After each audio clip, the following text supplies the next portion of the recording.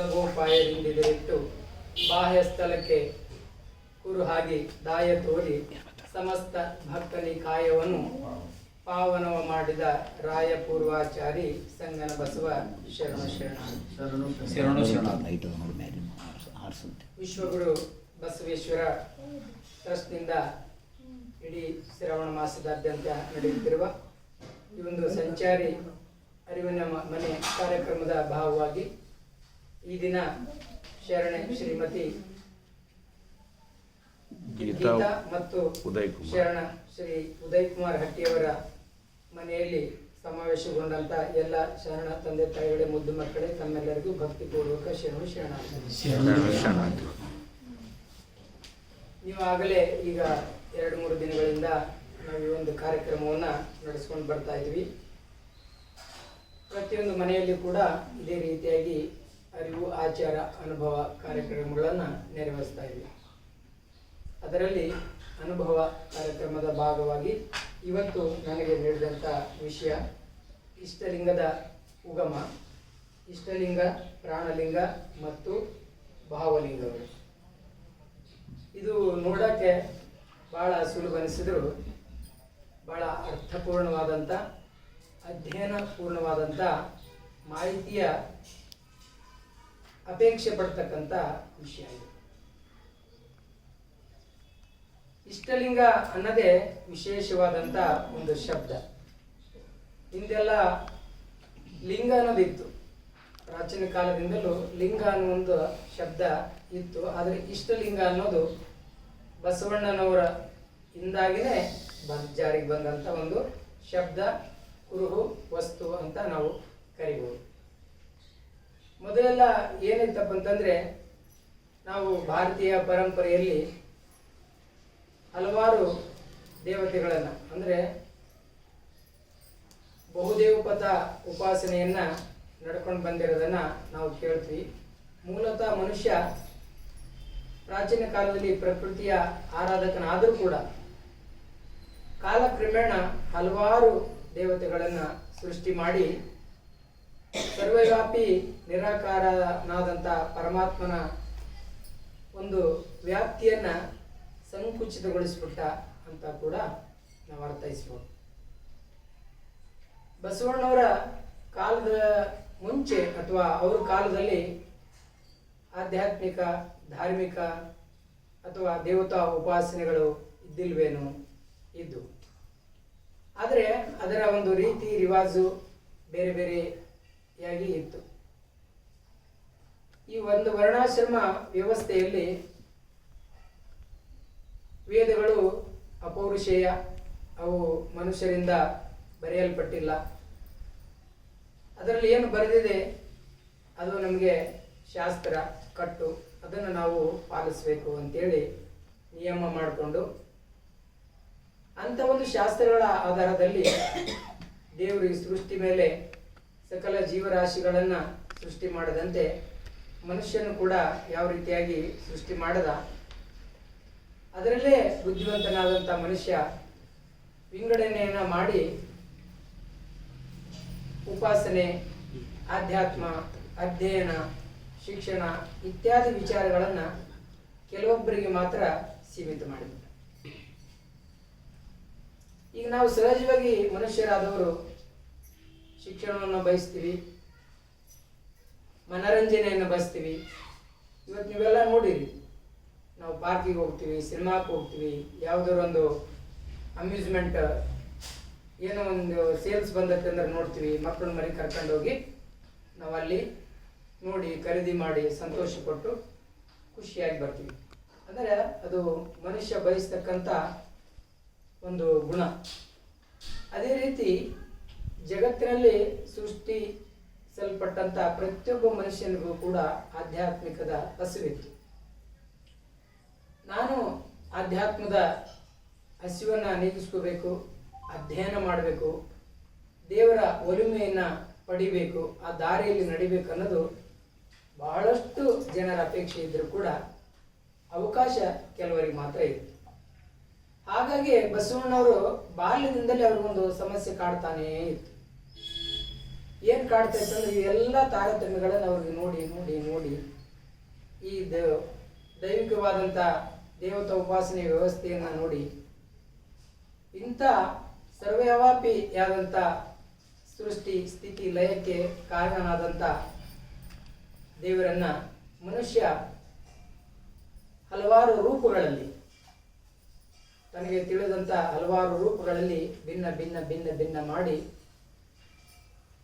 ಜನರಿಗೂ ಕೂಡ ಅವಕಾಶ ವಂಚಿತರನ್ನಾಗಿ ಮಾಡಿ ಎಲ್ಲರೂ ಸಾಮರಸ್ಯದಿಂದ ವಿಶ್ವ ಭ್ರಾತೃತ್ವದಿಂದ ಸಹೋದರತೆಯಿಂದ ಬಾಳಕ್ಕೆ ಏನು ಬೇಕು ಅದನ್ನೆಲ್ಲ ಮಾಡಿಕೊಳ್ಳದೇನೆ ಎಲ್ಲರೂ ದೂರ ಆಗಕ್ಕೆ ವಿಘಟನೆ ಆಗಕ್ಕೆ ಒಡೆದು ಹೋಗಕ್ಕೆ ಏನೇನು ಬೇಕು ಅಂತ ಎಲ್ಲ ವ್ಯವಸ್ಥೆಯನ್ನ ಸೃಷ್ಟಿ ಮಾಡಿಕೊಂಡದ್ದನ್ನು ಕಂಡು ಒಮ್ಮಲು ಮರಗ್ತಾ ಇದ್ರು. ಕೆಲವೊಬ್ಬರು ಅದನ್ನ ಸಂತೋಷ ಪಡ್ತಾ ಇದ್ರು, ಪೂಜೆ ಪುನಸ್ಕಾರಗಳಲ್ಲಿ ಭಾಗವಹಿಸ್ತಾ ಇದ್ರು, ದೇವಾಲಯಗಳಲ್ಲಿ ಪ್ರವೇಶ ಮಾಡ್ತಾ ಇದ್ರು. ಅದೇ ಕಾಲಕ್ಕೆ ಕೆಲವೊಬ್ಬರು ಅದಕ್ಕಾಗಿ ಹಂಬಲಿಸ್ತಾ ಇದ್ರು, ಎಲ್ಲೋ ದೂರ ನಿಂತು ಕಣ್ಣೀರು ಹಾಕ್ತಾ ಇದ್ರು, ಅದಕ್ಕಾಗಿ ಅಪಹರಿಸ್ತಾ ಇದ್ರು. ಇದನ್ನು ಕಂಡಂತ ಗುರು ಬಸವಣ್ಣನವರು ಇದಕ್ಕೇನಾದ್ರೂ ಒಂದು ವ್ಯವಸ್ಥೆ ಮಾಡಬೇಕಲ್ಲ, ಈಗಿರ್ತಕ್ಕಂಥ ವ್ಯವಸ್ಥೆ ಇದು ಸರಿ ಇಲ್ಲ, ಇದು ಎಲ್ಲರಿಗೂ ಸಮಾನವಾಗಿ ಸಿಗ್ತಾ ಇಲ್ಲ, ಲಭ್ಯ ಆಗ್ತಾ ಇಲ್ಲ ಇದು ಅನ್ನೋ ರೀತಿಯಲ್ಲಿ ಸುಮಾರು ವರ್ಷಗಳ ಕಾಲ ಅವರು ಬಾಲ್ಯದಿಂದಲೇ ಕೊರಿತಕ್ಕಂಥ ವಿಚಾರ ಕುರುಲ ಸಂಘದಲ್ಲಿ ಅವರು ಅಧ್ಯಯನ ಮಾಡ್ತಿರ್ಬೇಕಾದ್ರೂ ಅದು ಅವ್ರ ಮನಸ್ಸಿನಲ್ಲಿ ಮೊಳಕೆ ಯಾವ ಅವರು ಕಲ್ಯಾಣಕ್ಕೆ ಹೋಗಿ ಅಲ್ಲಿ ಅನುಭವ ಮಂಟಪವನ್ನು ಕಟ್ಟಿ ವಚನಗಳನ್ನು ರಚನೆ ಮಾಡಿ ಶರಣರನ್ನೆಲ್ಲ ಒಂದುಗೂಡಿಸಿ ಒಂದು ಭಕ್ತಿ ಸಾಮ್ರಾಜ್ಯವನ್ನು ಅವರೇನು ನಿರ್ಮಾಣ ಮಾಡ್ತಾರೆ, ಅದರ ಮುಖ್ಯ ಸೂತ್ರ ಅಂದ್ರೆ ಇಷ್ಟಲಿಂಗ.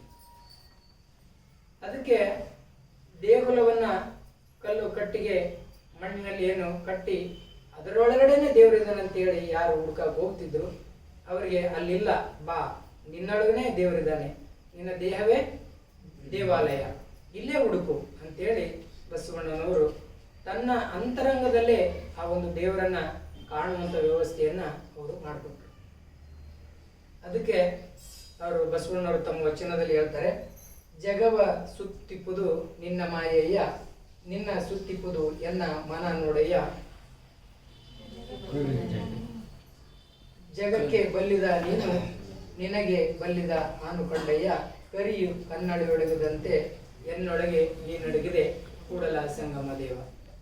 ಅಂದ್ರೆ ಆ ವಚನದಲ್ಲಿ ಅವ್ರು ಏನ್ ಹೇಳ್ತಾರೆ ಅಂದ್ರೆ, ದೇವರನ್ನ ಅಲ್ರಿ ಈಗ ನಮ್ಮನ್ನು ಕೆಲವರು ಪ್ರಶ್ನೆ ಮಾಡಬಾರ್ದು, ಅಲ್ರಿ ದೇವರನ್ನ ಅವರು ಗುಡಿ ಗುಂಡಾರದಲ್ಲಿ ಕೂಡಿಟ್ರು ಅಂತ ನೀವು ಅಂತೀರಿ, ಮತ್ತೆ ದೇವರನ್ನ ನೀವು ಅಂಗೈಯಲ್ಲಿ ಕೂಡಿಟ್ರಲ್ಲ ಅಂತ ನಮ್ಮನ್ನು ಪ್ರಶ್ನೆ ಮಾಡ್ಬೋದು.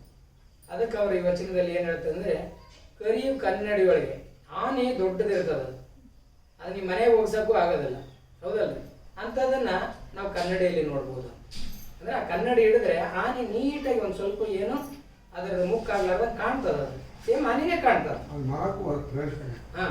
ಆ ಆನಿನೇ ಕನ್ನಡಿಯಲ್ಲಿ ಕಾಣ್ತದ. ಹಂಗ ವಿಶ್ವದ ಆಕಾರದಲ್ಲಿ ಜಗದಗಲ ಮುಗಿಲಗಲ ಇರತಕ್ಕಂಥ ಆ ಒಂದು ಚೈತನ್ಯವನ್ನ ಇಷ್ಟಲಿಂಗದ ರೂಪದಲ್ಲಿ ಬಸವಣ್ಣವರು ನಮ್ಮ ಕೈಗೆ ಕೊಟ್ಟಿರ್ತಾರೆ. ಇದು ಇಷ್ಟಲಿಂಗದ ಏನಪ್ಪ ಅಂದ್ರೆ ಅಣುವಿನಲ್ಲಿ ಅಣುಶಕ್ತಿ ಅಂತ, ಅಂದ್ರೆ ಆಟಮ್ ಅಂತ ಕರಿತೀವಿ ನಾವು. ಇವತ್ತೇನಂದ್ರೆ ಅಣುಬಾಂಬ್ ತಯಾರು ಮಾಡ್ತಾರಲ್ಲ, ಅದು ಒಂದು ಅಣು ಸೇರಿ ಒಂದು ಆಟಮ್ ಬಾಂಬ್ ಆಗುತ್ತೆ. ಅದನ್ನ ಎಷ್ಟೋ ಸಾವಿರ ಕಿಲೋಮೀಟರ್ ದೂರದಿಂದ ಅದನ್ನ ಹಾಕಿದ್ರು ಕೂಡ ಇಡೀ ಊರನ್ನೇ, ಇಡೀ ಒಂದು ನಗರವನ್ನೇ ಧ್ವಂಸ ಮಾಡಂತ ಶಕ್ತಿ ಅದಕ್ಕಿರುತ್ತೆ. ನೀವು ಸರಳವಾಗಿ ಉದಾಹರಣೆ ಇರ್ಬೇಕಂದ್ರೆ ನೀವು ನೋಡಿ, ಸಣ್ಣದೊಂದು ಪೇಪರ್ ಪಾಕೆಟ್ ರೋಲ್ ಮಾಡಿ ಅದರಲ್ಲಿ ಮದ್ದು ತುಂಬ್ತಾರೆ. ಅದಕ್ಕೆ ನೀವು ಎಂದು ಬೆಂಕಿ ತಾಗಿಸಿದ್ರೆ ಸಾಕು, ಅದು ಎಷ್ಟೋ ಕಿಲೋಮೀಟರ್ ಮೇಲೆ ಹೋಗ್ತದೆ ಸ್ವೈ ಅಂತೇಳಿ. ನೀವು ಗವಿಸಿದಪ್ಪನ ಜಾತ್ರೆಗೆ ನೋಡಿರಿ ಬಟ್ ಮದ್ದು ಸುಡೋದನ್ನು. ಹಂಗೆ ಇದು ಏನಂದ್ರ ಪ್ರಕೃತಿಯಲ್ಲಿ ಒಂದು ಶಕ್ತಿ ಇದೆ, ಅದಕ್ಕೆ ಕಾಸ್ಮಿಕ್ ಎನರ್ಜಿ ಅಂತಾರ. ಅದಕ್ಕೆ ಮೊನ್ನೆ ತಾನೇ ವಿಜ್ಞಾನ ಅದಕ್ಕೆ ಬಿಗ್ ಬ್ಯಾಂಗ್ ಥಿಯರಿ ಅಂತ, ಏನು ಕಪ್ಪು ರಂಧ್ರದ ವಲಯ ಏನೈತಲ್ಲ ಅದನ್ನ ಈಗೀಗ ಬಿಗ್ ಬ್ಯಾಂಗ್ ಥಿಯರಿ ಅಂತ ಏನು ಇವ್ರು ಕರಿತಾ ಇದಾರ, ಅದನ್ನ 12ನೇ ಶತಮಾನದಲ್ಲೇ ಶರಣರು ಕಂಡು ಹಿಡಿದ್ರು. ಅದಕ್ಕೆ ಇಷ್ಟಲಿಂಗವನ್ನ ಕಪ್ಪು ಕಂತೆಯಲ್ಲಿ ಕೊಟ್ಟರು. ಯಾಕಂದ್ರೆ ನಾವು ದೃಷ್ಟಿ ಯೋಗ ಮಾಡ್ಬೇಕಾದ್ರೆ, ಲಿಂಗ ನಿರೀಕ್ಷಣೆ ಮಾಡ್ಬೇಕಾದ್ರೆ ನಾವೇನ್ ನೋಡ್ತೀವಲ್ಲ, ನಮ್ಮ ಕಣ್ಣಿನ ಗುಡ್ಡೆಗಳು ಕಪ್ಪು ಇರೋದ್ರಿಂದ ಅದು ಮತ್ತು ಇಷ್ಟಲಿಂಗ ಸಂಯೋಗವಾಗಿ ಆ ಪ್ರಕೃತಿಯಲ್ಲಿ ಇರತಕ್ಕಂಥ ಆ ಶಕ್ತಿ ಕಿರಣಗಳು ನಮ್ಮ ದೇಹವನ್ನ ಪ್ರವೇಶ ಮಾಡಿ ಆ ಒಂದು ಎನರ್ಜಿ, ಈಗ ನೋಡ್ರಿ ಮೊಬೈಲ್ ಚಾರ್ಜ್ ಖಾಲಿ ಆದ್ರೆ ನಾವು ತಗೊಂಡೋಗಿ ಪ್ಲಗ್ ಮಾಡ್ತೀವಿ, ಅದೇ ಪ್ಲಗ್ ಮಾಡಿ ಬಟನ್ ಹಾಕ್ತೀವಿ, ಅವಾಗ ಚಾರ್ಜ್ ಆಗುತ್ತೆ. ಹಂಗೆ ಇದೊಂದು ಪ್ಲಗ್ ಮಾಡಿ ಬಟನ್ ಹಾಕಿ ಚಾರ್ಜ್ ಮಾಡೋ ಸಿಸ್ಟಮ್ ಇದೆ. ಆ ಎಲೆಕ್ಟ್ರಿಕ್ ಎನರ್ಜಿ ಅಥವಾ ಕಾಸ್ಮಿಕ್ ಎನರ್ಜಿಯನ್ನು ರಿಸೀವ್ ಮಾಡ್ತಕ್ಕಂಥ ವ್ಯವಸ್ಥೆಗೆ ಗುರು ಬಸವಣ್ಣವರು ಅದನ್ನ ಆಕಾರವನ್ನು ಕೊಟ್ಟರು. ಅದು ಮೊದಲೆಲ್ಲ ನೋಡ್ತಿದ್ವಿ ನಾವು, ಯಾವ್ದಾವ್ದು ಆಕಾರದಲ್ಲಿ ದೇವರುಗಳನ್ನ ಪೂಜೆ ಮಾಡ್ತಿದ್ರು. ಅದು ಯೋಗ ಸಾಧಕ ಸೂಕ್ತ ಆಗಿರಲಿಲ್ಲ, ಯೋಗ ಸಾಧನೆಗೆ ಸೂಕ್ತ ಆಗಿರಲಿಲ್ಲ. ಹಂಗಾಗಿ ಯೋಗ ಸಾಧನೆಗೆ ಸೂಕ್ತ ಇರಬೇಕು. ಬ್ರಹ್ಮಾಂಡದ ಆಕಾರ ಇರ್ತಕ್ಕಂಥ ವಿಶ್ವವ್ಯಾಧಿ ಅಂತ ದೇವರನ್ನದು ಸಂಕೇತಿಸುವಂಗೆ ಇರಬೇಕು. ಎಲ್ಲರ ಯೋಗ ಸಾಧನೆಗೆ ಅನುಕೂಲ ಆಗಂತಂಗಿರ್ಬೇಕು, ಎಲ್ಲರೂ ಧರಿಸುವಂಗಿರ್ಬೇಕು. ಅಂಥದ್ದು ಏನಾದ್ರು ನಾವು ಹೊಸ ಆವಿಷ್ಕಾರ ಮಾಡಿಕೊಡ್ಬೇಕಂತ ಅಂದಾಗ ಅವರಿಗೆ ಹೊಡೆದಿದ್ದು ಇಷ್ಟಲಿಂಗ. ಇಷ್ಟಲಿಂಗದ ವೈಜ್ಞಾನಿಕತೆ ಬಗ್ಗೆ ಮತ್ತೆ ಅದರಲ್ಲಿ ಏನೇನು ವಸ್ತುಗಳಾಗ್ತಾವ, ಅದೇನು ದೇಹದ ಮೇಲೆ ಕೆಲಸ ಮಾಡುತ್ತೆ ಅನ್ನೋದು ಅದು ಬಹಳಷ್ಟು ಸುದೀರ್ಘವಾದಂತಹ ವಿವರಣೆ. ಅದು ನಿಮ್ಗೆ ಬಹಳಷ್ಟು ಜನರಿಗೂ ಈಗ ಆಲ್ರೆಡಿ ಗೊತ್ತಿದೆ. ಇಷ್ಟಲಿಂಗ ಏನಂದ್ರೆ ಪರಮಾತ್ಮನ ಕುರು. ಇಷ್ಟಲಿಂಗವೇ ಭಗವಂತನನ್ನ ಅರ್ಚಿಸುವಂತ ಒಂದು ಸಂಕೇತ ಅಂತ. ಈ ಇಷ್ಟಲಿಂಗದ ಮೂಲಕನೇ ನಾವು ನಿರಾಕಾರವಾದಂಥ ಪರಮಾತ್ಮನನ್ನ ಕಾಣುವಂತ ಸಾಕ್ಷಾತ್ಕಾರ ಮಾಡ್ಕೊಂತ ಪರಿ ಅಂತೇಳಿ ನಾವು ಭಾವಿಸ್ಬೋದು. ಅದರ ಜೊತೆಗೇನೆ ಇಷ್ಟಲಿಂಗ ಪೂಜೆ ಧ್ಯಾನ ಏನು ನಮಗೆ ತಂದು ಕೊಡುತ್ತೆ ಅಂದ್ರೆ ಏಕಾಗ್ರತೆಯನ್ನ ತಂದು ಕೊಡುತ್ತೆ, ಶ್ರದ್ಧೆಯನ್ನ ತಂದು ಕೊಡುತ್ತೆ, ಭಕ್ತಿಯನ್ನ ತಂದು ಕೊಡುತ್ತೆ, ದೈಹಿಕವಾಗಿ ಸಂಪನ್ನತೆಯನ್ನ ಶಾಂತಿಯನ್ನ ನಮ್ಗೆ ಒದಗಿಸುತ್ತೆ. ಒಬ್ಬ ಇಷ್ಟಲಿಂಗ ಪೂಜೆಯನ್ನ ಮಾಡಿ ಇದೀಗ ತಾನೇ ಬಂದಂತ ವ್ಯಕ್ತಿನ ಪೂಜೆ ಮಾಡ್ಲಾರ್ದ್ರೆ ನಾವು ನೋಡಿದ್ರು ಆ ಒಂದು ಪ್ರಸನ್ನತೆ ನಮ್ಗಾಗುತ್ತೆ. ಯಾಕಂದ್ರೆ ಅವರು ಆ ಒಂದು ಸ್ಥಿತಿಯಿಂದ ಬಂದಿರುತ್ತಲ್ಲ, ಅವ್ರ ಮುಖದಲ್ಲಿ ಒಂದು ಪ್ರಸನ್ನವಾದಂಥ ಕಳೆ, ಶಾಂತ ಚಿತ್ತವಾದಂಥ ಮನಸ್ಸನ್ನ ನಾವು ನೋಡಕ್ಕೆ ಸಾಧ್ಯವಾಗುತ್ತೆ. ಇವತ್ತು ಜಗತ್ತಿನಲ್ಲಿ ಏನಂತಂದ್ರೆ ಇವತ್ತು ಅನಿಲ್ ಅಂಬಾನಿ ಇರ್ಬೋದು, ಟಾಟಾ ಬಿರ್ಲಾ ಇತ್ಯಾದಿ ಸಾವಿರಾರು ಕೋಟಿ ಒಡೆಯರಿರ್ಬೋದು, ಕೊನೆಗೆ ಏನೆಲ್ಲ ಎಂಥ ಐಷಾರಾಮಿ ಜೀವನ, ಕಾರು ವ್ಯವಸ್ಥೆಯನ್ನ ಅವರೆಲ್ಲ ಉಪಭೋಗಿಸಿದ್ರು ಕೂಡ ಕೊನೆಗೆ ಅವರು ಕೂಡ ಏನು ಬಯಸ್ತಾರೆ ಅಂದ್ರೆ ಶಾಂತಿ, ನೆಮ್ಮದಿ, ಸಮಾಧಾನ. ಒಬ್ಬ ಇವತ್ತು ಬೆಳಗ್ಗೆ ಹೋಗಿ ಕೂಲಿ ನಾಲಿ ಮಾಡ್ಕೊಂಬಂದು 50 ರೂಪಾಯಿ ದುಡ್ಕೊಂಬಂದು ಒಂದು ಗಂಜಿ ಕುಡಿದು ಊಟ ಮಾಡಿ ಕುಡಿದು ಮಲಗಂತ ಒಬ್ಬ ಬಡ ಕೂಲಿಕಾರ ಕೂಡ ಏನ್ ಬಯಸ್ತಾನೆ ಅಂದ್ರೆ ಕೊನೆಗೆ ಶಾಂತಿ, ನೆಮ್ಮದಿಯನ್ನ ಬಯಸ್ತಾನೆ. ಇವತ್ತು ಕೂಲಿ ನಾಲಿ ಮಾಡದಂತ ಮನುಷ್ಯನು ತಾನೇನ್ ಗಳಿಸಿರ್ತಾನ ಅದನ್ನೇನು ಒತ್ಕೊಂಡು ಹೋಗಲ್ಲ, ಕೋಟ್ಯಾಧೀಶ ಕೂಡ ಒತ್ಕೊಂಡು ಹೋಗಲ್ಲ. ಅದಕ್ಕೆ ನಮ್ಮ ಹಿರಿಯರು ಏನ್ ಹೇಳ್ತಾರ, ಯಾವ್ದು ಪ್ರಾಮುಖ್ಯತೆ ಕೊಟ್ರಂದ್ರ ಈ ಐಹಿಕವಾದಂತ ಆಸ್ತಿಗೆ ಯಾವತ್ತೂ ಅವರು ಬೆಲೆ ಕೊಡ್ಲೇ ಇಲ್ಲ. ಅಂದ್ರೆ ಏನು, ಶರಣರಿಗೆ ಬಂದ ತತ್ಕಾಲಕ್ಕುಂಟು ಪಸರಕ್ಕನ್ವಿಲ್ಲ. ಅಂದ್ರೆ ಯಾವುದಕ್ಕೂ ಕೊರತೆ ಇಲ್ಲ, ಜೀವನ ನಡೀತದ. ಅದು ಹೋಗೋ ಮುಂದಾಗ ಇಲ್ಲೇನು ನಾನು ಬಿಟ್ಟು ಇಷ್ಟೆಲ್ಲ ಮಾಡಿಟ್ನೆಲ್ಲ ಹೆಂಗ್ ಬಿಟ್ಟು ಹೋಗೋದನ್ನು ಚಿಂತಿಲ್ಲ. ಅಂದ್ರೆ ಅಂತ ಒಂದು ಸರಳ ಸೂತ್ರವಾದಂತ ವಿಚಾರಗಳನ್ನ ಶರಣರು ಕೊಟ್ಟೋದ್ರು. ಹಲವಾರು ದೇವತೆಗಳನ್ನ ಪೂಜೆ ಮಾಡ್ತಕ್ಕಂಥ ವ್ಯವಸ್ಥೆ ಬಗ್ಗೆ ಬಸವಣ್ಣವರು ಒಂದು ವಚನದಲ್ಲಿ ಹೇಳ್ತಾರೆ. ಏನಂದ್ರೆ ಅರಗು ತಿಂದು ಕರಗುವ ದೈವನೆಂತೂ ಸರಿ ಎಂಬೆನೆಯ್ಯ. ಅವ್ರು ಇದಕ್ಕಿಂತ ಮುಂಚೆ ಪ್ರಶ್ನೆ ಮಾಡ್ತಾರು, ಅರಗು ತಿಂದು ಕರಗುವ ದೈವನೆಂತೂ ಸರಿ ಎಂಬೆನೆಯ್ಯ, ಉರಿಯ ಕಂಡಡೆ ಮುರುಟುವ ದೈವನೆಂತೂ ಸರಿ ಎಂಬೆನೆಯ್ಯ, ಅವಸರ ಬಂದರೆ ಮಾರುವ ದೈವನೆಂತೂ ಸರಿ ಎಂಬೆನೆಯ್ಯ, ಅಂಜಿಕೆ ಆದರೆ ಕೂಡುವ ದೈವನೆಂತೂ ಸರಿ ಎಂಬೆನೆಯ್ಯ, ಸಹಜ ಭಾವ ನಿಜೈಕ್ಯ ಕೂಡಲ ಸಂಗಮ ದೇವನೊಬ್ಬನೇ ದೇವ. ನಾ ಈಗ ಹೇಳಿದೆ, ಹಲವಾರು ರೀತಿಯಲ್ಲಿ ದೇವನೊಬ್ಬ ನಾಮ ಹಲವು ಅಂದರು, ಆದರೆ ದೇವನೊಬ್ಬ ರೂಪ ಹಲವು ಅನ್ನಲಿಲ್ಲ. ಅಂದ್ರೆ ಇವತ್ತು ನೀವು ಶರಣರ ಅಂಕಿತಗಳನ್ನು ನೋಡಿದ್ರು ಕೂಡ ಎಲ್ಲ ಶರಣರ ಅಂಕಿತ ನಾಮ ಬೇರೆ ಬೇರೆ ಬೇರೆ ಇದಾವೆ. ಎಲ್ಲರೂ ಒಂದೇ ತರ ಇದಾವ? ಇಲ್ಲ. ಅಂದ್ರೆ ನೀವು ಆ ನಿರಾಕಾರವಾದಂತ ಪರಮಾತ್ಮನನ್ನ, ಆ ವಿಶ್ವರೂಪಿಯಾದ ಚೈತನ್ಯ ಶಕ್ತಿಯನ್ನ ನಿಮ್ಗೆ ಏನ್ ಬೇಕು ಯಾವ ಹೆಸರಿನಿಂದಾದ್ರೂ ಕರಿಬಹುದು. ಆದ್ರೆ ಬೇರೆ ಬೇರೆ ರೂಪಗಳನ್ನ ಕೊಡುವಂತ ಶಕ್ತಿ ಮನುಷ್ಯನಿಗೆ ಇಲ್ಲ ಅಂತ. ಅಂದ್ರೆ ನಾಮ ರೂಪಗಳಿಲ್ಲದ ಒಂದು ಶಕ್ತಿಗೆ, ರೂಪಗಳು ಇಲ್ಲದಂತ ಒಂದು ಶಕ್ತಿಯನ್ನ ನಿರಾಕಾರವಾಗಿ ನಾವು ಪೂಜಿಸಬೇಕು, ಧ್ಯಾನಿಸಬೇಕು ಅನ್ನೋ ಕಾರಣಕ್ಕಾಗಿ ಅವ್ರು ಏನ್ ಹೇಳ್ತಾರೆ, ಅರಗು ತಿಂದು. ನೀವು ಲೋಹದ ಮೂರ್ತಿ ಎಲ್ಲ ನೋಡಿರ್ತೀವಿ, ಅದು ಬರೀ ಪ್ಯೂರ್ ಲೋಹದಿಂದ ಮೂರ್ತಿ ಆಗಂಗಿಲ್ಲ, ನಿಮ್ಗೆ ಗೊತ್ತಿರ್ಬೇಕು. ಆಭರಣನೂ ಆಗಲ್ಲ, ಮೂರ್ತಿನೂ ಆಗಲ್ಲ, ಅದಕ್ಕೆ ಅರಗು ಸೇರಿಸಿರ್ತಾರೆ. ಅದಕ್ಕೆ ಅರಗು ತಿಂದು ಕರಗತೈತೆ. ಅದು ಬೆಂಕಿ ತಾಗಿಸ್ಬಿಟ್ರೆ ಅದು ಕರಗಿ ಹೋಗುತ್ತೆ. ಅದನ್ನ ದೇವರು ಅಂತ ನಾನು ಹೆಂಗ್ ಸರಿ ಅಂತೀನಿ ನಾನು ಅಂತಾರ. ಉರಿಯ ಕಂಡಡೆ ಮುರುಟುವ ದೈವ. ಕೆಲವೊಂದು ಪ್ಲಾಸ್ಟಿಕ್ಕಿನವು, ಪೇಪರಿನವು ಇತ್ಯಾದಿ ವಸ್ತುಗಳಿಂದ ಮಾಡಿದಂಥವು ಏನು ಬರ್ತಾವಲ್ಲ, ಅದು ಕೂಡ ಉರಿಯ ಕಂಡಡೆ ಮುರುಟೋಗ್ಬಿಡ್ತೈತೆ, ಸುಟ್ಟೋಗ್ಬಿಡ್ತೈತೆ, ತನ್ನ ಅಸ್ತಿತ್ವನ ಕಳ್ಕೊಂಡ್ಬಿಡ್ತೈತೆ. ಅದನ್ನ ನಾವು ದೇವರು ಅಂತಂದ್ರ ಎಷ್ಟು ಸರಿ ಅಂತಂದು ಅರ್ತಾರೆ. ಅವಸರ ಬಂದರೆ ಮಾರುವ ದೈವ. ನಮ್ಮ ಕಷ್ಟ ಐತೆ ಅಂತೇಳಿ ನಾವು ತಾಮ್ರದ್ದು ಚಿನ್ನದ್ದು ಹಿತ್ತಾಳದು ಮಾರ್ಕೆ ತಿನ್ಬೋದು ನಾವು, ಹೌದಲ್ಲ? ಲೋಹಕ್ಕ ಬೆಲೆ ಇದ್ದೇ ಇರ್ತದೆ, ಅದನ್ನ ಮಾರ್ಕೆಂಡ್ ತಿನ್ಬೋದು. ಅವಸರ ಬಂದೈತೆ ಅಂತೇಳಿ ನಾವು ತಾಪತ್ರಯಕ್ಕೆ ಮಾರ್ತೀವಲ್ಲ, ಅದನ್ನ ದೇವ್ರಂತ ಹೆಂಗ ನಾವು ಕಳುವು ಮಾಡೋರು ಮಾರ್ಕೆಂಡ್ ತಿನ್ನಕ್ಕೆ. ಹಂಗಾಗಿ ಅದಕ್ಕೆ ಬೆಲೆ ಐತೆ ಅಂತ ಮಾರ್ಕೆಂಡ್ ತಿನ್ಬೋದು ಅಂತಾನೆ ಇವತ್ತು ದೇವಸ್ಥಾನಗಳೆಲ್ಲ ಕಳ್ಳತನ ಆಗುವಂತ ಪರಿಸ್ಥಿತಿಯನ್ನ ನಾವು ನೋಡ್ತಾ ಇದೀವಿ. ಈಗ ಅದೇ ನೋಡ್ರಿ, ಅದೊಂದು ಲಿಂಗು ಇರ್ತೈತೆ, ಅದೊಂದು ಏನು ಅದನ್ನ ಹೊತ್ಕೊಂಡು ಹೋಗಲ್ಲ ಅವರು. ಅದಕ್ಕೆ ಹಾಕಿದಂತ ಚಿನ್ನದ ಲೇಪನ, ಬೆಳ್ಳಿ ಲೇಪನ ಅದನ್ನ ತಗೊಂಡು ಹೋಗ್ತಾರೆ. ಅದಕ್ಕೆ ಮೌಲ್ಯ ಇರೋದು. ಅದಕ್ಕೆ ಸಹಜ ಭಾವ, ಅಂಜಿಕೆ ಆದಡೆ ಹೂಡುವ ಅಂದ್ರೆ ಕೆಲವೊಂದು ಭಯಾನಕ ಇರ್ತಾವ, ಹೆದರಿಕೆ ಬರ್ತೈತೆ ಅಂತೇಳಿ ಆ ಮಣ್ಣು ತೆಗೆದು ನಾವು ಹೂಳ್ತೀವಿ. ಅದನ್ನ ನಾನು ದೇವರು ಅಂತ ಹೆಂಗ ಅನ್ನಕ್ಕಾಗತ್ತೆ? ಅದಕ್ಕೆ ಇವೆಲ್ಲ ದೇವರುಗಳಲ್ಲ, ಸಹಜ ಭಾವ ನಿಜೈಕ್ಯ ಕೂಡಲ ಸಂಗಮ ದೇವನು ಒಬ್ಬನೇ ದೇವ ಅಂತ ಹೇಳಿ ಕರೀತಾರ. ಆ ಸಹಜ ಭಾವ ನಿಜೈಕ್ಯ ಕೂಡಲ ಸಂಗಮ ದೇವ ಎಂತ ದೇವರು ಅಂತಂದ್ರೆ, ಆ ಲಿಂಗವನ್ನ ಗುರು ಬಸವಣ್ಣವರು ಬ್ರಹ್ಮಾಂಡದ ಸಂಕೇತ, ಸೃಷ್ಟಿ ಸ್ಥಿತಿ ಲಯಗಳ ಕಾರಣೀಕರ್ತನ ಸಂಕೇತ, ಅಗಮ್ಯ ಅಗೋಚರ ಪರಮೋಚ್ಚ ಪರವಸ್ತುವಿನ ಸಂಕೇತ, ವಿಶ್ವಾತೀತನಾದಂಥ ಆತ್ಮದ ಸಂಕೇತ. ನಾವಂತೀವಿ ಪರಮಾತ್ಮ ಅಂದ್ರೆ ನಾವೆಲ್ಲರೂ ಏನು ವ್ಯಕ್ತಿಗಳಂತೀವಿ, ಆತ್ಮ ಅಂತೀವಿ. ಅಂದ್ರೆ ಒಂದು ಸಮುದ್ರದಾಗ ಒಂದು ಹನಿ ಇದ್ದಂಗ. ಆದ್ರೆ ಆ ಸಮುದ್ರದಲ್ಲಿ ಏನಿರ್ತದೆ, ಒಂದು ಸಮುದ್ರದಲ್ಲಿ ಇರ್ತಕ್ಕಂಥ ಗುಣಧರ್ಮ ಈ ಹನಿಯಲ್ಲೇ ಇರ್ತದೆ. ಯಾಕಂದ್ರೆ ಅದು ಭಾಗ ಇದು, ಅದಕ್ಕೆ ಅದು ಪರಮಾತ್ಮ, ಇದು ಆತ್ಮ ಚೈತನ್ಯ ಅಂತೇಳಿ ನಾವು ಕರಿತೀವಿ. ಅದಕ್ಕೆ ಪರಶಿವನ ಸಂಕೇತ ಮತ್ತು ಪರಶಿವನ ಪ್ರತೀಕ ಅಂತ ಕರಿತೀವಿ. ಪರಶಿವ ಅಂದಾಗ ಬಹಳಷ್ಟು ಜನ ನಮಗೆ ಪ್ರಶ್ನೆ ಮಾಡ್ಬೋದು, ಏನ್ರಿ ಎಲ್ಲರೂ ಶಿವ ಅಂತಾರೆ, ನೀವೇನು ಸ್ಪೆಷಲ್ ಪರಶಿವ ಅಂತೀರಿ ಅಂತ. ಅದೇ ಲಿಂಗಾಯತ ಧರ್ಮದ ವಿಶೇಷ. ಈ ಒಂದು ಜಗತ್ತಿನಲ್ಲಿ 3 ರೀತಿಯ ಶಿವಗಳಿದ್ದಾರೆ. ಅಂದ್ರೆ ದೇವತಾ ಶಿವ. ದೇವತಾ ಶಿವ ಏನಂದ್ರೆ ಪುರಾಣಿಕರು ಅಥವಾ ಪುರೋಹಿತ ಶಿವಗಳು ದೇವತೆಯ ಒಂದು ಕಲ್ಪನೆ ಕೊಟ್ಟು ಮಾಡಿದಂತ ಶಿವ. ಅದು ಯಾವ ಶಿವ ಅಂದ್ರೆ ಪಂಚಭೂತಗಳನ್ನ ಅಲ್ಲಿ ಅದಕ್ಕೆ ವ್ಯವಸ್ಥೆ ಮಾಡೋದು. ಏನು ಹಾವು, ಡಮರುಗ, ಗಂಗೆ, ಬಣ್ಣ, ಈ ರೀತಿ ಪಂಚಭೂತಗಳನ್ನ ಅಲ್ಲಿ ವ್ಯವಸ್ಥೆ ಮಾಡಿ ಆತನ ಶಿವ ಅಂತ ಇದ್ರು. ಆದ ಪೌರಾಣಿಕ ಕಲ್ಪನೆ ಹೊರತಾಗಿ ಇದ್ದಂತ ವ್ಯಕ್ತಿ ಅಲ್ಲ. ಆದ್ರೆ ಇನ್ನೊಬ್ಬ ಬರ್ತಾನೆ ಯೋಗಿ ಶಿವ ಅಂತ. ಯೋಗಿ ಶಿವ ಪೂರ್ವ ಈ ಒಂದು ಜಗತ್ತಿನಲ್ಲಿ ಇದ್ದಂತ ವ್ಯಕ್ತಿ, ಹಿಮಾಲಯ ಪರ್ವತದಲ್ಲಿ ಇದ್ದಂತ ಒಬ್ಬ ವ್ಯಕ್ತಿ, ಯೋಗಿ, ಈ ಜಗತ್ತಿನಲ್ಲಿ ಈ ದೇಶದಲ್ಲಿ ಆಗಿ ಹೋದ. ಆತನೇ ನಟರಾಜ, ಆತನೇ ಯೋಗಿ ರಾಜ, ಆತನೇ ಅಲ್ಲಿ ಆಯುರ್ವೇದವನ್ನ ಕಂಡಂತ ವ್ಯಕ್ತಿ. ಮತ್ತು ಈ ಶಿವ ಸಂಸ್ಕೃತಿಯನ್ನ ಈ ಒಂದು ಜಗತ್ತಿಗೆ, ಈ ನಾಡಿಗೆ ನೀಡಿ ಹೋದಂತ ವ್ಯಕ್ತಿ ಆ ಶಿವ. ಆತಗೆ ನಾವು ಯೋಗಿ ಶಿವ ಅಂತೀವಿ.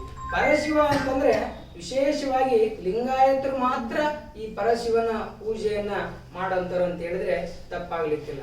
ಯಾಕಂದ್ರೆ ಪರಶಿವ ಅಂದ್ರೆ ಈಗ ನಾವೇನ್ ಹೇಳಿದ್ವಲ್ಲ, ಅಮೂಲ್ಯನು, ಅಪ್ರಮಾಣನು, ಅಗೋಚರನು, ಅಪ್ರತಿಮವಾದಂತ ಈ ಲಿಂಗದೇವನನ್ನ ನಾವು ಕರಸ್ಥಲದಲ್ಲಿ ಚುಡುಕಾದ ಚೇತನ ಅಂತೇಳಿ ಏನು ಕರೆಯು ಕನ್ನಡಿಯೊಳಗೆ ಅಂತ ನಾವಿದ್ವಿ, ಅದನ್ನ ಚುಡುಕಾದ ಚೇತನದ ರೂಪದಲ್ಲಿ ಗುರುವಿನಲ್ಲಿ ನಾವು ಇಷ್ಟಲಿಂಗ ಪೂಜೆಯನ್ನ ಮಾಡ್ತೀವಿ.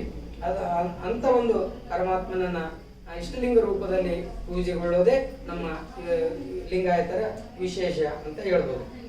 ಅದಕ್ಕೆ ಇಷ್ಟಲಿಂಗ ಶೋಧನೆಯ ತತ್ವದಲ್ಲಿ ಅದಕ್ಕೆ ಬಸವಣ್ಣವ್ರು ಹೇಳ್ತಾರೆ, ಜಗದಗಲ ಮುಗಿಲಗಲ ಮಿಗೇಗಲ ನಿಮ್ಮಗಲ, ಪಾತಾಳದಿಂದ ಅತ್ತತ್ತ ನಿಮ್ಮ ಶ್ರೀ ಚರಣ, ಬ್ರಹ್ಮಾಂಡದಿಂದ ಅತ್ತತ್ತ ನಿಮ್ಮ ಶ್ರೀ ಮುಕುಟ, ಅಪ್ರಮಾಣ ಅಗಮ್ಯ ಅಗೋಚರ ಅಪ್ರತಿಮ ಲಿಂಗವೇ ಕೂಡಲ ಸಂಗಮ ದೇವಯ್ಯ, ಎನ್ನ ಕರಸ್ಥಳಕ್ಕೆ ಬಂದು ಚುಡುಕಾದಿರಯ್ಯ ಅಂತ.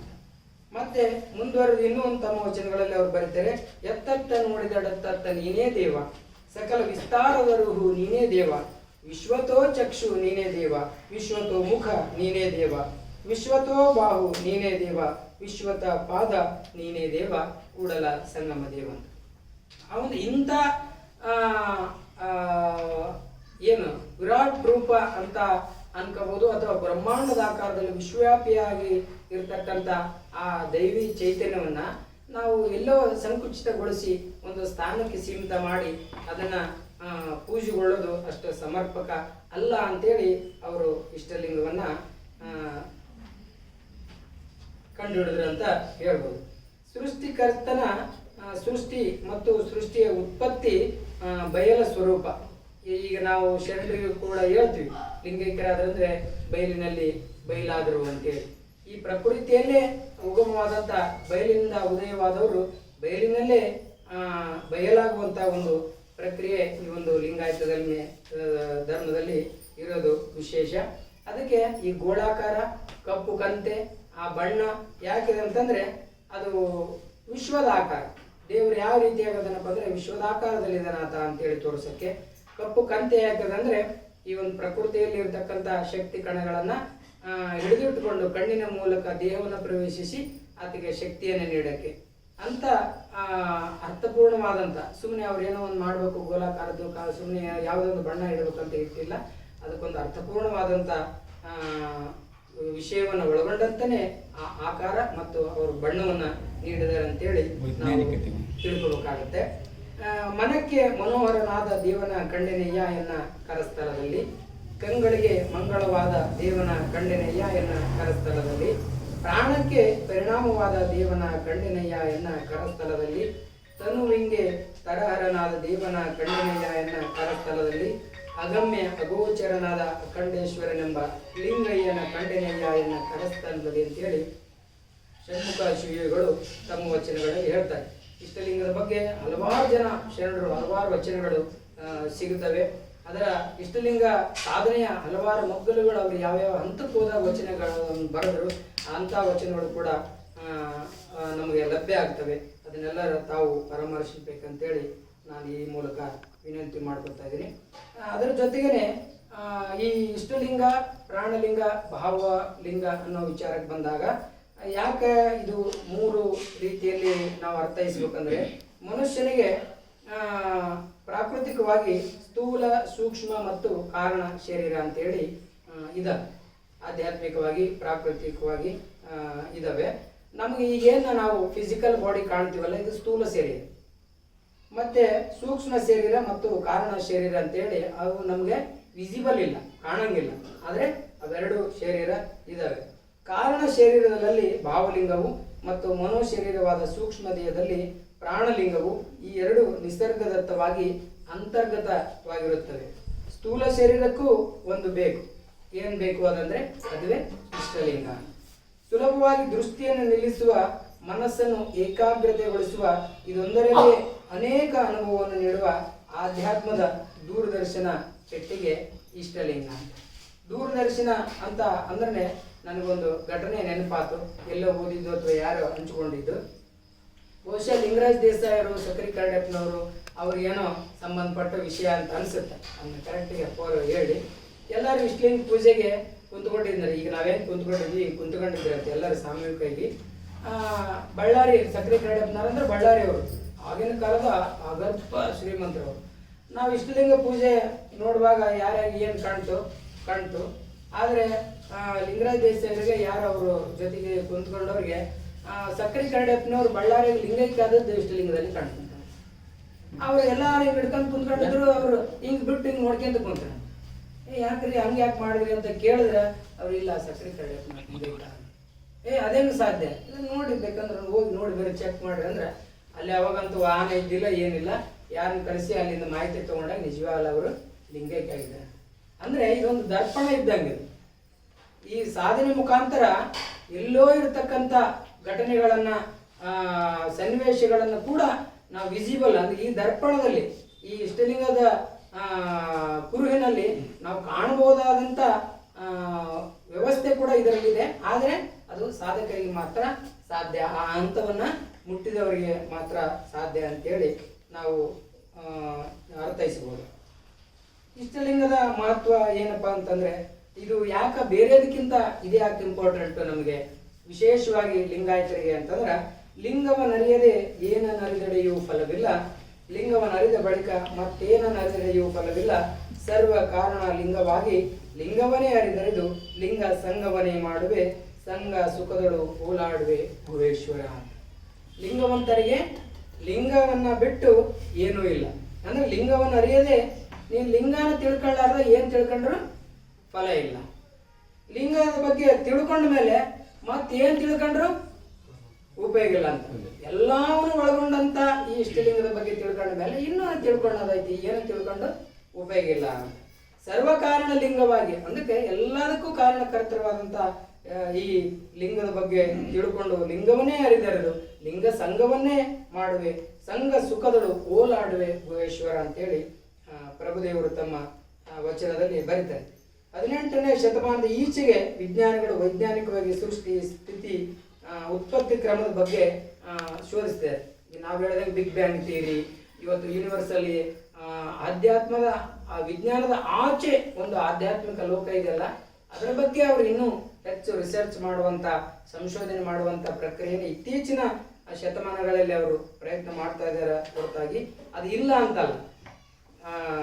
ಇರೋದನ್ನ ಏನು ಕಂಡು ಹಿಡಿತಾರಲ್ಲ ಅದನ್ನ ನಾವು ಸಂಶೋಧನೆ ಅಂತ ಕರಿತೀವಿ. ಅದನ್ನೇ ಅವರು ಅಲಂಕೃವರು ತಮ್ಮ ದೃಷ್ಟಿ ಮೂಲಕ ಸೊಗಸಾಗಿ ಸೃಷ್ಟಿ ಉತ್ಪತ್ತಿ ಕ್ರಮವನ್ನು ವಿವರಿಸಿದ್ದಾರೆ.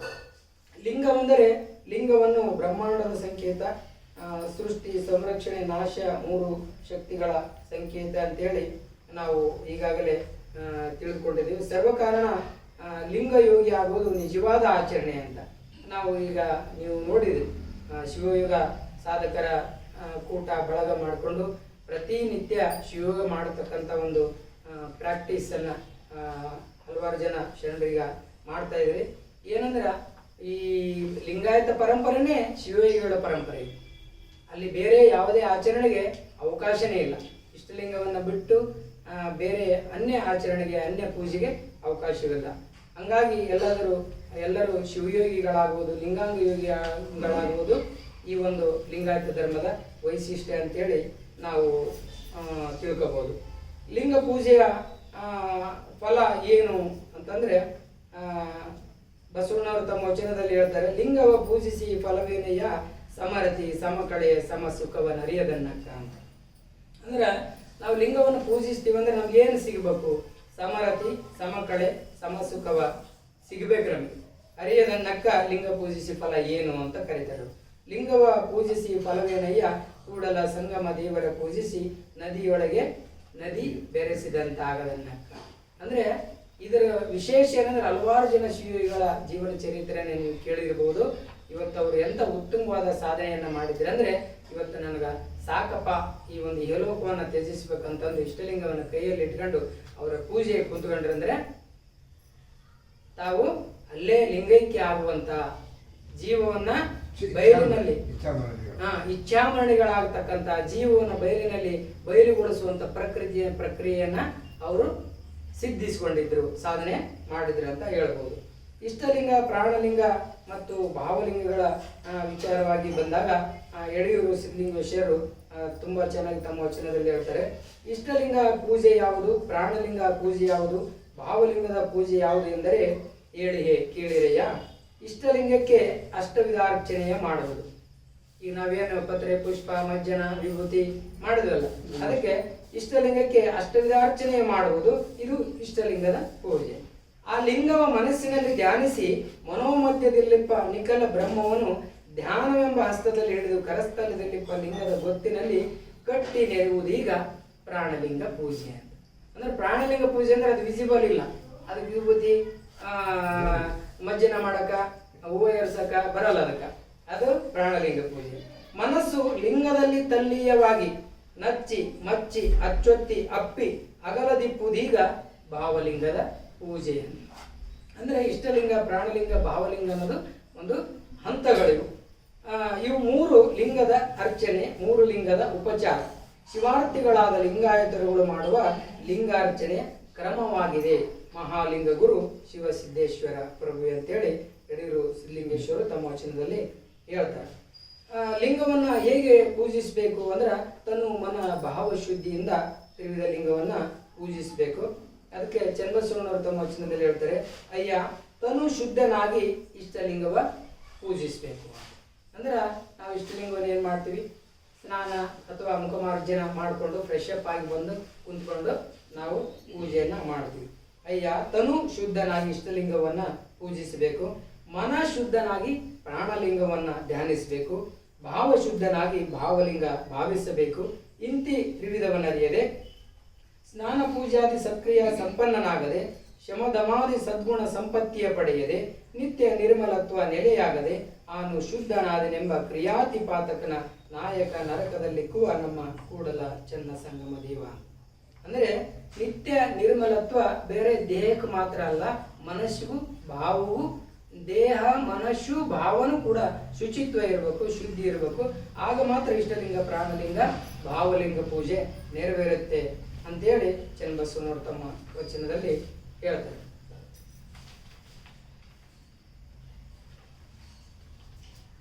ಲಿಂಗತ್ರಯ ಪೂಜೆ ಪರಿಣಾಮ.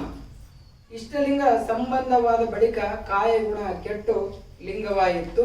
ಪ್ರಾಣಲಿಂಗ ಸಂಬಂಧವಾದ ಬಳಿಕ ಕರಣಗುಣ ಕೆಟ್ಟು ಲಿಂಗ ಕರಣಗಳಾದವು. ಭಾವಲಿಂಗ ಸಂಬಂಧವಾದ ಬಳಿಕ ಇಂದ್ರಿಯ ಗುಣ ಕೆಟ್ಟು ಲಿಂಗೇಂದ್ರಿಯಗಳಾದವು. ಇದು ಕಾರಣ ಶರಣಂಗೆ ಬೇರೆ ಲಿಂಗವಿಲ್ಲ, ಬೇರೆ ಅಂಗವಿಲ್ಲ. ಅರ್ಪಿತ ಅನರ್ಪಿತವೆಂಬ ಉಭಯ ಶಂಕೆ ಹಿಂಗಿತ್ತು. ಕೂಡಲ ಚೆನ್ನ ಸಂಗಯ್ಯ ನಿನ್ನೊಳಡಗಿದ ನಿಜೈಕ್ಯಂಗೆ. ಅಂಗಲಿಂಗ ಸಾಮರಸ್ಯ. ಇದು ಲಿಂಗಾಂಗ ಸಾಮರಸ್ಯದ ಬಗ್ಗೆ. ಅಂದ್ರೆ ಇಷ್ಟಲಿಂಗ ಪ್ರಾಣಲಿಂಗ ಭಾವಲಿಂಗ ಪೂಜೆ ಮಾಡಿದಾಗ ಏನಾಗುತ್ತೆ ಅಂದ್ರೆ ಇಷ್ಟಲಿಂಗ ಸಂಬಂಧವಾದ ಬಳಿಕ ಕಾಯ ಗುಣ, ದೈಹಿಕವಾದಂತ ಗುಣ, ದೇಹ ಸಹಜವಾದಂತ ಗುಣ ಏನಿರ್ತಲ್ಲ ಅದು ಕೆಟ್ಟು ಲಿಂಗವಾಯಿತು ಅಂತ. ಪ್ರಾಣಲಿಂಗ ಸಂಬಂಧವಾದ ಬಳಿಕ ಕರ್ಣ ಗುಣಗಳು ಕೆಟ್ಟು ಲಿಂಗ ಕರ್ಣಗಳಾದವು ಅಂತ. ಭಾವಲಿಂಗ ಸಂಬಂಧವಾದ ಬಳಿಕ ಇಂದ್ರಿಯ ಗುಣಗಳು, ಸಹಜವಾಗಿ ಪಂಚೇಂದ್ರಿಯಗಳಿಗೆ ತನ್ನದೇ ಆದಂತ ಗುಣಗಳೇನಿರ್ತಾವ ಅವು ಕೂಡ ಕೆಟ್ಟು ಲಿಂಗೇಂದ್ರಿಯಗಳಾಗ್ತವು. ಅಂದ್ರ ಆ ಲಿಂಗತ್ರಯದ ಪೂಜೆಯ ಪರಿಣಾಮ ಇದು ಅಂತೇಳಿ ಚನ್ನಬಸವನವರ ವಚನದಲ್ಲಿ ಬರೀತಾರೆ. ಇದು ಕಾರಣ ಶರಣಂಗೆ ಬೇರೆ ಲಿಂಗವಿಲ್ಲ, ಬೇರೆ ಅಂಗವಿಲ್ಲ ಅಂತ. ಅರ್ಪಿತ ಅನರ್ಪಿತವೆಂಬ ಉಭಯ ಶಂಕೆ. ಅಂದ್ರೆ ಈ ಉಭಯ ಶಂಕೆ ಅಲ್ಲಿ ಹೋಗ್ಬಿಡು. ಅರ್ಪಿತ ಅನರ್ಪಿತನ ಉಭಯ ಶಂಕೆನೆ ಅಲ್ಲಿ ಇರಲ್ಲ. ಕೂಡಲ ಚೆನ್ನೈ ಸಂಘದಲ್ಲಿ ನಿನ್ನೊಳಗಡಗಿದ ನಿಜೈಕ್ಯಂಗೆ. ಯಾರು ಕೂಡಲ ಚೆನ್ನೈ ಸಂಘನಲ್ಲಿ ಅಂದ್ರೆ ನಿಜೈಕ್ಯ, ಆ ಒಂದು ಇಷ್ಟಲಿಂಗ ಭಾವಲಿಂಗ ಪ್ರಾಣಲಿಂಗ ಪೂಜೆಯಲ್ಲಿ ಯಾರು ಸಾಧನೆಯನ್ನು ಮಾಡ್ತಾರೆ, ಅದರಲ್ಲಿ ತೊಡಗಿರ್ತಾರೆ ಅಂತ ನಿನ್ನೊಳಗಡಗಿದ ನಿಜೈಕ್ಯಂಗೆ ಉಭಯ ಶಂಕೆ ಹಿಂಗಿತ್ತು ಅಂತೇಳಿ ಚನ್ನಬಸವಣ್ಣವರು ತಮ್ಮ ವಚನದಲ್ಲಿ ಬರೀತಾರೆ. ಮತ್ತೆ ಕಾಯದ ಕರಸ್ಥಲದಲ್ಲಿ ಇಷ್ಟಲಿಂಗವನ್ನು ಅರಿಯುವುದಕ್ಕೆ ಬಾಹೇಂದ್ರಿಯ